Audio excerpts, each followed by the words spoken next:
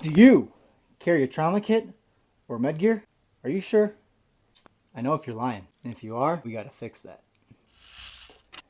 If we're going to be serious about carrying some sort of self-defense weapon, such as a bladed weapon or a firearm, then you need to understand that it's equally as important to carry some sort of trauma kit or med gear. So if you see in front of me, I've got numerous amounts of bags because I have a serious problem and I probably do need help.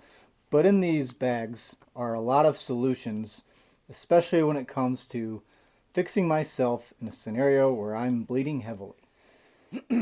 Now I know I said I had a large amount of bags and a large amount of medical gear for a lot of scenarios, but the point of this is really this bag. And this is my everyday carry bag. This bag goes with me everywhere. And in this bag is a trauma kit. And we're going to talk about what's in it. And I would at least say this is the bare bones of what you should be carrying. On the back side here, this is a Live the Creed IFAK kit. It's really goes well with my Victos bag because it mollies into the back of it. And it's really not in the way because it sits in the small of my back. So it's kind of just finds itself in that comfy little spot on my back. Now these bags are going to be commonly small, so you can only fit really a few things in there. And typically you're not going to be able to fit a tourniquet in here. A lot of these bags have loops so you can put a tourniquet in. I didn't get the option. I wanted this to be a little bit more compact the way I have my bag set up. So I still carry a tourniquet, but it's in a different place. And I am aware of where that is, so in case I do need it, I'll grab it. If you see, my tourniquet is right here. I can blindly grab it and it comes out with ease. So this is one of the most important things you should have in your kit is some sort of tourniquet. And if you don't know what a tourniquet does, you strap it to your leg or your arm, and if you cinch it down tight enough, it's going to stop the bleeding. So let's talk about what's in my trauma kit. First off, the trauma kit is very easily accessible to get to the items. It has a clasp on the front here. Just pop the clasp, everything either. This actually slides out, so anything that's in here is readily accessible. As you can see, I've already taken everything out. We're going to talk everything piece by piece. So I have the MyMedic Mini Emergency Pressure Bandage. This is a compact size pressure bandage dedicated for my compact IFAK. Typically these are, or commonly these are called Israel bandages. If anyone mentions what it mentions an Israel bandage, it's the same thing. It's a large bandage that you can tightly wrap on around a wound to help apply pressure to help stop some sort of bleeding. This is typically put on after you put some sort of wound sterile kit or gauze on it, such as combat gauze or some sort of quick clot gauze. It's a rolled up piece of gauze that's vacuum sealed, so it's a compact package, and it has clotting properties in here so that when you stuff a wound with this, it'll help stop the bleeding. If you have a pressure bandage, you can apply pressure and then wrap this around, and this will essentially apply the pressure for you. Chest seals, they are pretty self-explanatory. There's two of them. Commonly when you get shot, you're going to have an entry and an exit wound. Shot in your chest, you tear it open, stick it on there, and if the bullet flies out the back, you tear the other one open, stick it on the back. A pair of shears. Having a pair of shears or scissors is also a very important thing.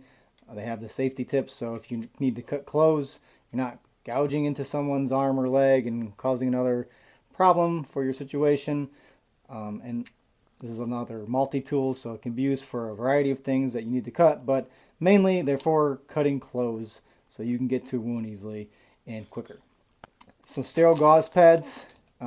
These aren't, I would say, as important as everything else, but because of how thin they are, it's literally a piece of paper, it's really not unreasonable to carry 2 or 3 or 4 of these somewhere in your bag or something, because what, the ideal of these is applying that sterile, clean surface to a wound so it can be covered properly without getting dirty or anything in there to cause other issues than what the victim is already receiving now.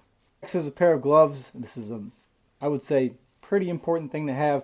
And these aren't really for you because you're creeped out by blood or whatever else is going on, but this is for who you're ever helping with a wound closure or healing or bandage wrapping, especially for when you're stuffing that gauze into a wound.